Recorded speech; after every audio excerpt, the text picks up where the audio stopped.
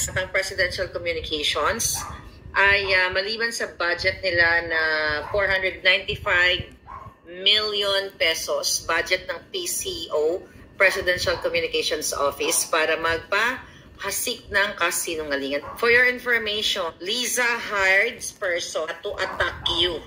Ako daw. Okay?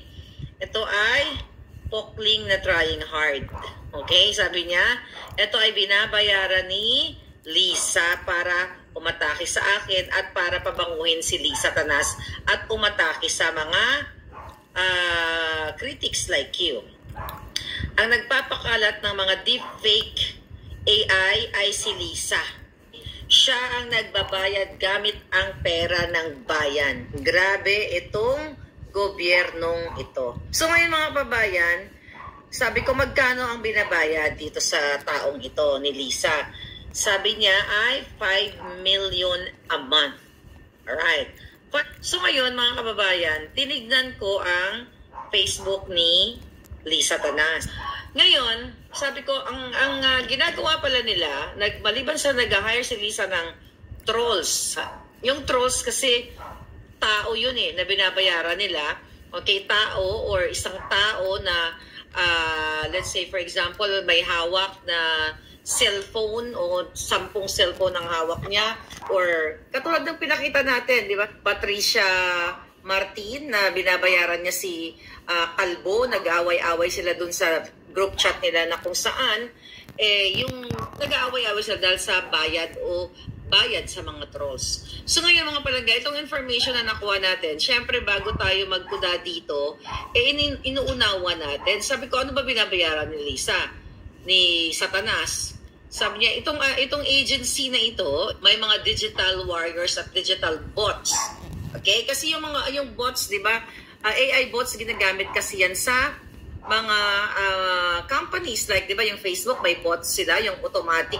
Pag nag-message ka, yung sumasagot sa'yo is artificial or AI. Bot siya, hindi siya tao. So ngayon, mga palangga, ito yung na-inform sa atin na talagang si Lisa, dahil nasukong-suka sa kanyang taong bayan, so nagbayad siya ng bots at ang Presidential Communications para pabanguhin ang hire ng kumpanya para pabanguhin siya.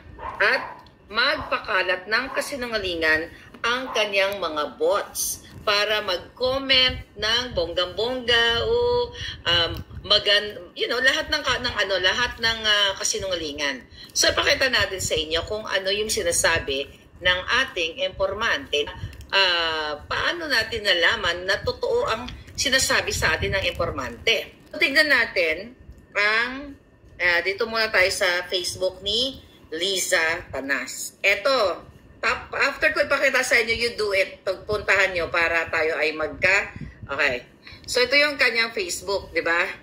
Ayan, may blue check. Okay? Ngayon, hanapin natin yung bots na sinasabi nitong informante natin. Yan, may nakalagay, AI. Ano sinasabi ng AI? Comments praise the First Lady, okay, for her hard work and dedication, expressing gratitude and admirations. Many wish her well and bless her, while others express pride in being Filipino. The comments are overwhelming, positive, and supportive. Yun ang gusto niyang ipalabas. Ni Lisa na gustong-gusto siya ng tao, pero lingid sa inyong kaalaman, okay? Lingid sa kaalaman ninyo mga palangga. Tingnan natin pindutin nyo yun, di ba? Most relevant, okay? Pindutin natin yung new comments, okay? New comments. Okay, tingnan natin, Okay. New comments.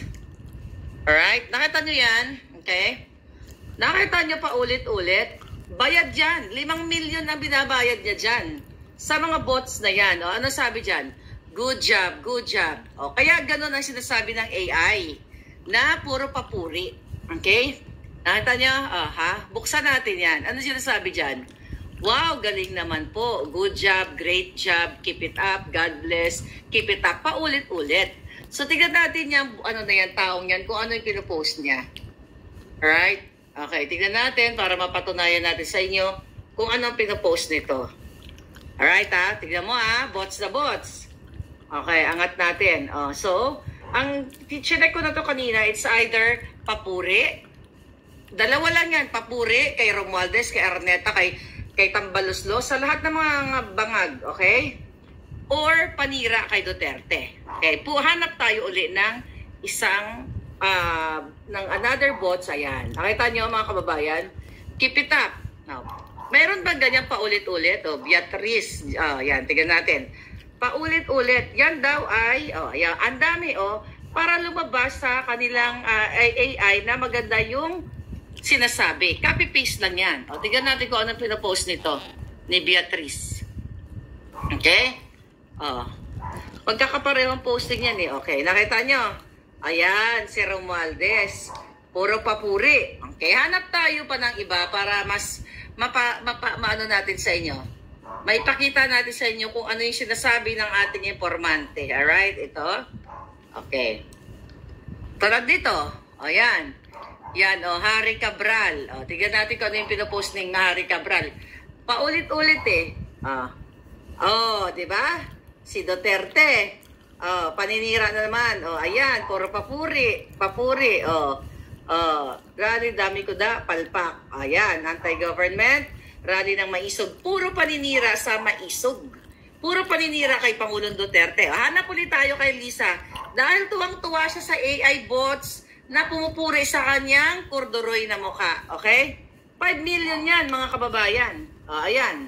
Sean Tan. Puntahan nyo. Pera po ng bayan yan. Aso. Tingnan natin kung anong pinapost. Rosas, aso. Okay. Walang ano pa po. Ano pa tayo, ha? Ayan. Paulit, pare-pareho yung comment. Tingnan natin itong Andrea Miller. Kung ano sinasabi. Anong pinapost? Tingnan natin. Di ba? Papuri, si Tambaloslos, ayan. Or panira kay Duterte. Ayan, puro ganyan. Hanapin natin, puro panira. Ayan, maisog. Panira. Di ba isa? Ito yung pinakita ko kanina sa inyo. Iisa ang posting, isang tao. 5 million yan, mga kababayan. Ay, ito pa. Ayan, mga palangga. Lisa, bukuin ka ng ka. Ayan. Tignan natin si Catherine Johnson. Pare-pareho, good luck. Okay, good luck, we love you, at chuchuchu. At paulit-ulit yan, mga kababayan. So ngayon po, isang kumpanya ang nagpo-program yan. Ayan.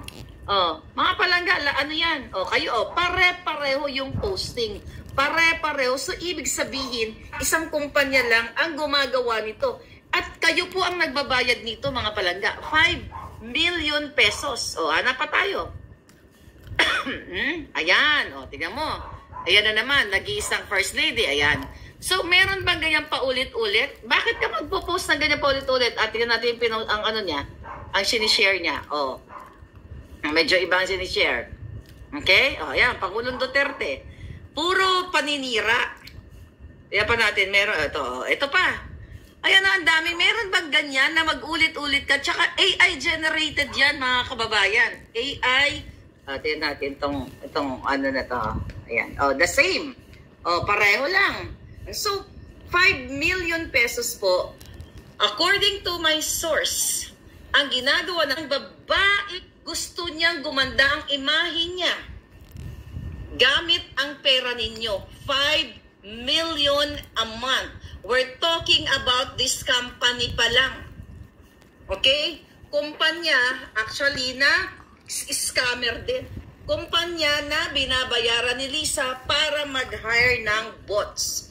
Kayo na ang magdesisyon. Kayo ang pumunta sa page niya. Huli na naman si Liza Canas na gumagamit ng AI bots. Maliban sa trolls ay meron pa siyang binabayarang bots na 5 million kada buwan ayon sa ating puting ahas. Kaya naman kitang-kita nyo ang ebidensya ng mga bots na paulit-ulit na nagko-comment. Kaya pag walang bots yan, walang comment yan. At kung mapapansin nyo, ni isang negative comment wala. Kasi po, ang trabaho ng kanyang firm na binayaran for 5 million ay burahin ang mga issue katulad ng smuggling, kidnapping na kinasasangkutan niya, lahat ng korupsyon o pagiging mafia nila. So kaya naman puro papuri at yung mga pangungusap na ginagamit nila ay AI generated. Parang Google Translate. So kaya naman mga kababayan, kung hindi nyo pa alam ito, puntahan ninyo sa kanyang Facebook page at nang malaman yung sinasabi ko. At yung mga posting ng mga AI bots na yan, ng mga peking profile na yan, mga kababayan, ay pare-pareho lang din. So to attack the critics, to attack the Duterte, at magpahasik ng kasinungalingan. Diba? Grabe ang ginagawa ng mga jutang ginimis na yan. Actually, kung sa dami nito, libo-libo ang kanilang mga ito. Ito ang hinahanap ko. This is very AI. Alright? Very AI yan. Nakita nyo? Ayan tingnan natin yung Eloisa na yan, ha? Very AI yan. Tingnan muna natin yung pinopost niya. Duterte na, di ba? Pareho na naman, Pareho na naman. Yan, panira na naman. Wala, hindi tao. Kasi isang kumpanya lang ang nagpapatakbo. Ano sabi dito? Maraming salamat sa iyong sakripisyo, First Lady Satanas. Hindi ko masabing ang pangalan nito. Dapat Li Satanas. Ang iyong dedikasyon at pagmamalasakit ay nagbibigay inspirasyon sa amin.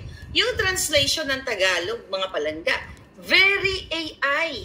Kasi kung ito'y tao na like you, hindi ganito ang klase ng pananagalog. Ito, ang husay mo talaga, First Lady, ang iyong dedikasyon at pagmamalasakit ay patunay ng iyong pagmamahal sa bayan.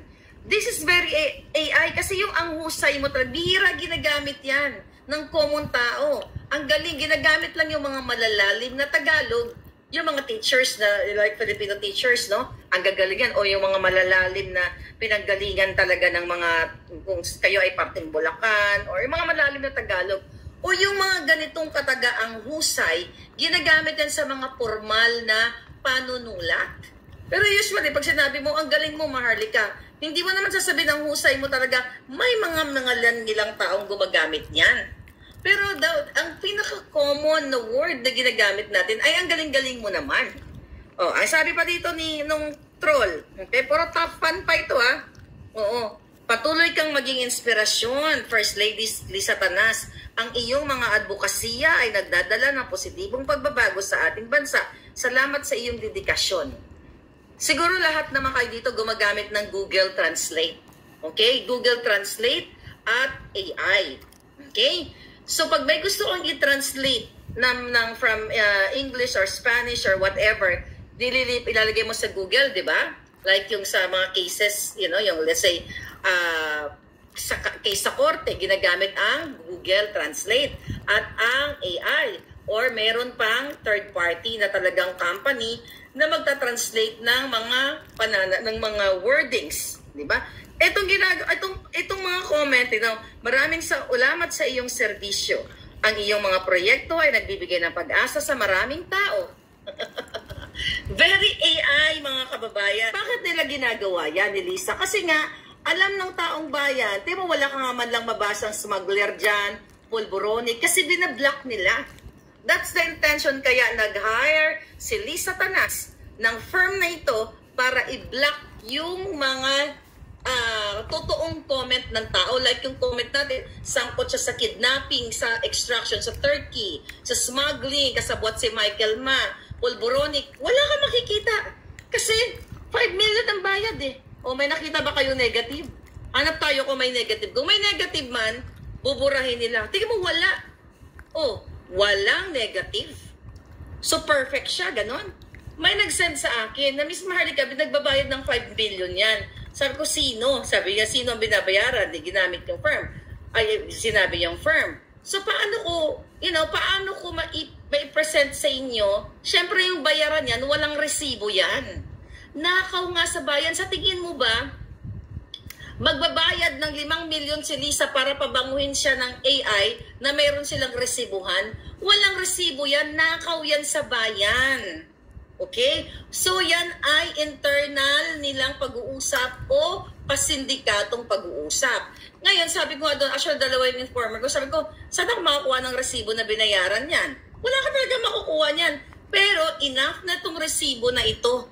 Mga kababayan, kayo naman ay may mga Facebook page. Siguro 2-3 comment is enough. Ako minsan, Pag may comment ako, may nakakalimutan ako, i-edit mo lang. Pwede mong i-edit yung comment mo eh. Bakit kailangan pa ulit-ulit? Kunyari, may isusulat ako, tapos ay may nakalimutan ako word out para dinagdag ko. I-edit ko lang yung comment ko. Pero ito, 5 million, mga palangga, pera ninyo. Booking na booking at pare-pareho ng statement. At ulit-ulitin natin, mga kababayan, pera ninyo. Kung natatandaan ninyo, last year, merong silang, ang Presidential Communications, ay hanggang ngayon, meron silang campaign para labanan ang fake news at disinformation. Diba? Meron silang mga ganyang chuchu. At mga kababayan, ang kanilang budget, again, 495 million pesos ngayong 2024. At recently, meron silang ginawa na pakikipag-work with Google, X, lahat ng mga social media para labanan ang fake news. Jutang sino ang fake news? Mga kababayan, sumasampal sa mukha ninyo. Sino ang fake news? Taliwas na sinasabi nila na nakipag-ugnayan sila sa Google sa kung ganito. Ang purpose ng mga hinayupak na yan para i-take down ang page natin. Katulad ng ginawa sa SMNI, katulad sa akin at sa inyo. So yung sinasabi nilang labanan nila ang fake news, disinformation, ito mga jutang genimis, mga judgimonyong bangag na ito, ang tunay na kalaban ng bayan at tunay na nagpapakalat ng fake news. Maliban sa nagbabayad sila ng trolls to attack me. Okay? Dahil itong taong ito na nag-hire ng mga bots yan, sila din ang nagpapakalat ng black propaganda against me. Pero hindi magwawagi dahil huling-huli na, mga kababayan. Maniniwala ba kayo?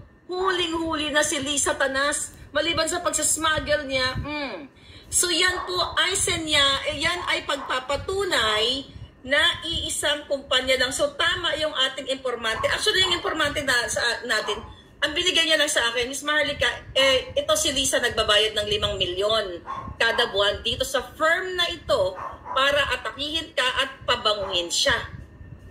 So yan sabi ko, asan yung ebidensya? Saan yung resibo? Wala ka naman makukuha ang resibo kasi under the table nga. Illegal nga eh. Walang resibo yan. Usapan lang yan. Ito, bayaran ko ng 5 milyon.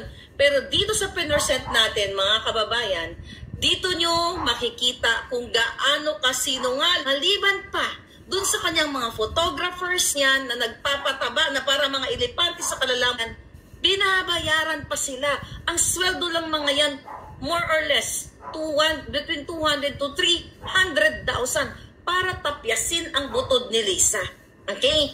Ang budget ng Presidential Communications is 495 million. Saan nila ginagastos? Sa pagpapakalat ng fake news, pagbabayad ng trolls, ng bots, ng mga companies para mag-operate ng black operation laban sa mga Duterte at laban sa mga kritiko.